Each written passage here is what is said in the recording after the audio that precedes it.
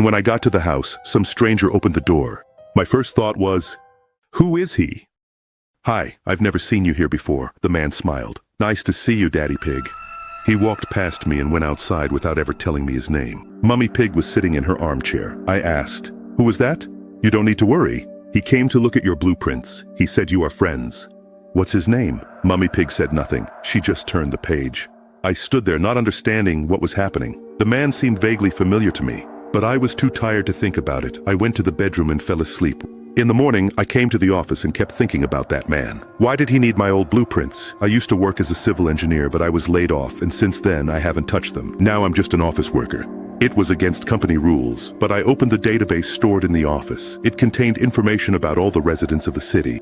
I checked everything, but he wasn't there. In the evening, he called me. You are a pretty good builder, Daddy Pig. I need to consult with you about the stability of the concrete in a certain structure. We got into a conversation. He was cheerful and energetic. He used to build houses too. He asked very precise questions. How much load can M400 concrete withstand? How is the load distributed across the foundation? I hadn't talked about construction in a long time.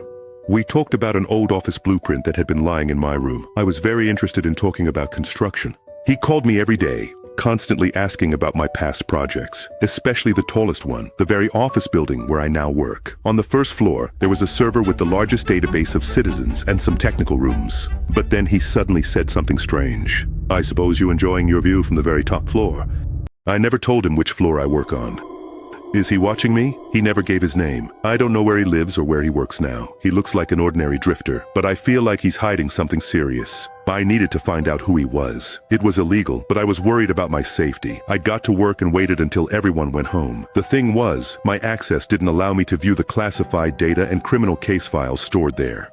I went over to the computer of Mr. Rabbit, who manages this office. I found all the passwords and access keys and printed them out. Then I went outside and hid the printed sheets in my car's glove compartment. At home, I would connect to the server remotely. Suddenly, I noticed something strange by the office wall. There was a hole. It definitely hadn't been there before.